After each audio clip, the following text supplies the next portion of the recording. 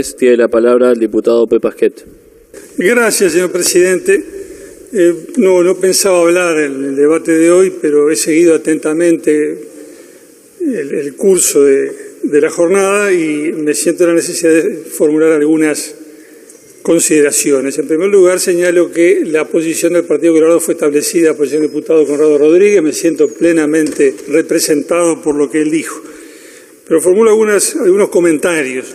En primer lugar, sobre un tema que apareció en las últimas horas y de manera reiterada, lo que tiene que ver con el maniqueísmo.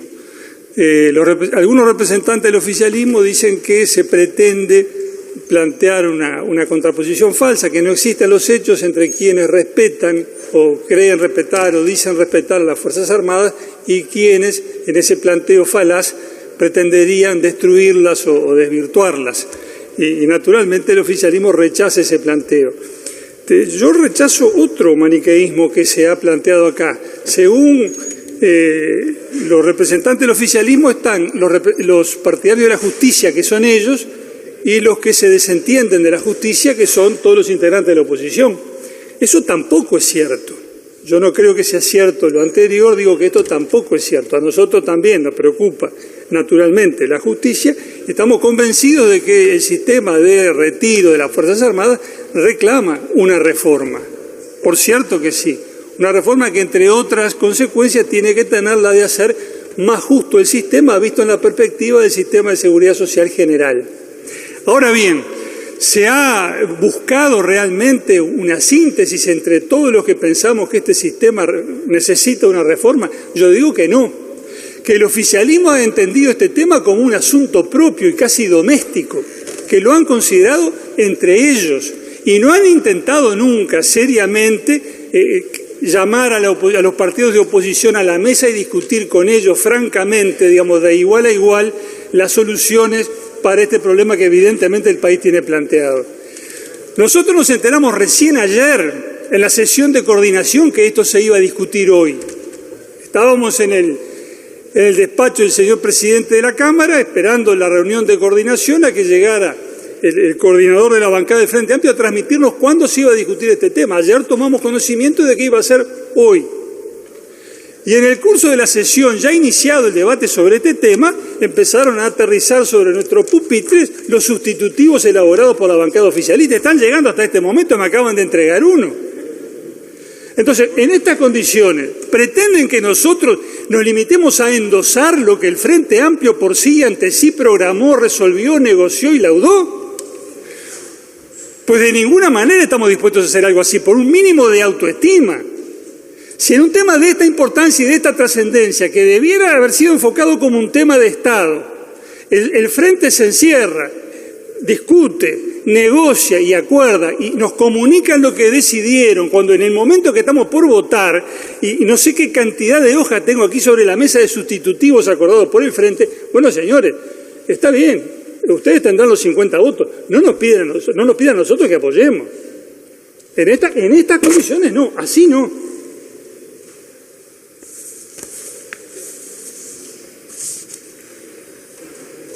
Pensamos que el problema del sistema de retiros y pensiones de las Fuerzas Armadas no puede verse separado del conjunto del problema, que tiene que ver con el funcionamiento o la actuación de las Fuerzas Armadas en actividad. Tenemos por un lado los salarios más bajos del Estado y por otro lado jubilaciones de las más altas. Hay un desequilibrio evidente entre gente que cuando está en actividad cobra los salarios más bajos, se desempeña en condiciones de trabajo extremadamente rigurosas y está sometido además, y esto no es lo de menos, a un régimen disciplinario severísimo. Todo eso se pretende contrabalancear con un sistema de jubilaciones que es notoriamente más beneficioso que el sistema general. Y en algunos casos establece, digamos, lo que son realmente privilegios, no solo injustos, irritantes. Que tenga a tope un presidente de la República y que no lo tenga las Fuerzas Armadas no tiene contrafuerte. Eso parece evidente, es simplemente un ejemplo de las tantas cosas que hay que encarar y corregir. Ahora, ¿se puede corregir esto aisladamente?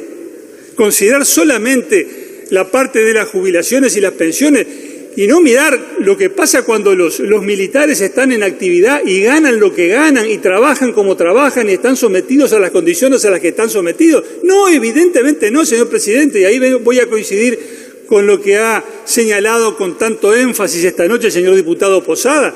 Hay que ver esto en la globalidad, ver la ley orgánica militar y dentro de ella, en ese marco conceptual, lo que tiene que ver con retiros y pensiones, pero no una cosa separada de la otra, porque si no vamos a aumentar enormemente la injusticia. Y el resultado global de todo esto, con esta carrera militar tal como hoy está planteada y con este sistema de retiros tal como hoy existe, ¿el resultado final cuál es? Porque si esto fuera todo tan ventajoso para las Fuerzas Armadas, si esto fuera efectivamente un emporio de privilegios y ventajas, tendría que haber cola en la puerta de los cuarteles para entrar, tendría que haber cola en la escuela militar, en la escuela naval, en la escuela de aeronáutica, de gente que diría, acá está el futuro, o por lo menos acá está mi solución personal, porque esta gente tiene un régimen de privilegio que a mí me sirve. Ahora pregunto, ¿está pasando eso? No, señor presidente, está pasando lo contrario, no entran jóvenes a las escuelas militares, ni siquiera en la medida necesaria para la reposición de los cargos que van quedando vacantes. La sociedad uruguaya mira al tema Fuerzas Armadas de tal manera que los jóvenes no quieren ser militares y tienen un problema porque faltan vocaciones. Eso es lo que está pasando. Entonces todo esto no es tan beneficioso porque la consecuencia es esa. Y en otras áreas determinadas del servicio, como la sanidad militar, por ejemplo, se ha producido un desbande notorio que amenazaba multiplicarse en términos peligrosos para la continuidad del servicio cuando se empezó a hablar de este proyecto de ley. Entonces, todo esto debe ser encarado de manera global para llegar a soluciones justas y además soluciones que permitan la continuidad del funcionamiento regular de las Fuerzas Armadas, que tienen cometidos importantísimos que cumplir en el Estado. No lo hemos hecho hasta ahora. Se dice, ya la ley 16.713 decía que este tema debía regularse en un año y hasta ahora no ha sucedido. Es cierto, es así. Ha habido un incumplimiento de ese plazo, pero se han incumplido tantas otras disposiciones que mandaban legislar, por ejemplo, señor presidente, por ejemplo, la Constitución de la República dice que el derecho de huelga va a ser reglamentado por la ley. Esto lo dice la Constitución desde 1934. ¿Dónde está la reglamentación? Desde el 34 hasta ahora no está. O sea que en tema de incumplimiento de disposiciones que mandan dictar leyes, tenemos todos larga experiencia. Pero ¿por qué es que esto no se ha regulado? Se ha planteado la hipótesis de que es por una cuestión de poder. Uno llega a la conclusión esa de que había una presión militar que ha impedido la regulación del tema. Yo francamente no creo que sea así, señor presidente, porque si hubiera esa tal presión militar, no se habría producido el descenso de más de la tercera parte de los efectivos en las Fuerzas Armadas y no habría disminuido la participación de las Fuerzas Armadas en el presupuesto nacional como viene disminuyendo inexorablemente desde 1985 hasta ahora. Eso me parece que son datos irrefutables. Y si no es por una cuestión de poder, ¿por qué es que esto no se regula?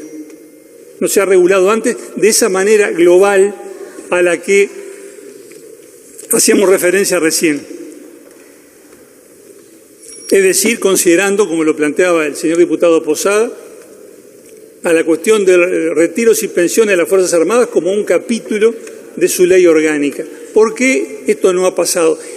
Mi opinión, señor presidente, es que no ha pasado porque los partidos políticos no tienen una idea clara de lo que hacer con las Fuerzas Armadas. Falta liderazgo civil en el tema militar. Nosotros no sabemos qué hacer con las Fuerzas Armadas, no tenemos una idea clara de su misión, de su tarea, de cómo hay que regularlas. Y porque como no sabemos, no nos metemos y preferimos que todo siga como está y patear la pelota para adelante. En eso hemos venido hasta ahora. Me parece que no podemos salir de esa situación tocando, digamos, el extremo más fácil, que es este, de las jubilaciones y pensiones. Le debemos al país una propuesta seria, de fondo, acerca de cómo concebimos la defensa nacional, el papel de las Fuerzas Armadas en ese marco y como un capítulo de toda esa visión global lo que tenga que ver con retiros y pensiones. Eso todavía no lo hemos hecho. No se resuelve, naturalmente, con la votación de este proyecto de ley hoy. Tendremos que volver sobre el tema, me parece que más temprano que tarde, y formulo votos simplemente para que cuando lo hagamos, sea cual sea el partido que gane las próximas elecciones, cuando volvamos a ocuparnos del tema, lo hagamos sentados todos a la mesa, preguntándonos recíprocamente las ideas y las propuestas que cada uno tiene y tratando de llegar a soluciones de consenso. ¿Lo lograremos o no? Será otra cuestión, pero lo que no podemos repetir, me parece, señor presidente, es este procedimiento, este modus operandi según el cual la bancada de gobierno se encierra, discute, negocia y acuerda y luego, en el mismo momento en que estamos por votar, nos comunican, o mejor dicho, nos entregan las hojas que contienen los acuerdos a los que ellos han llegado. Así no. Muchas gracias. Muchas gracias, señor diputado.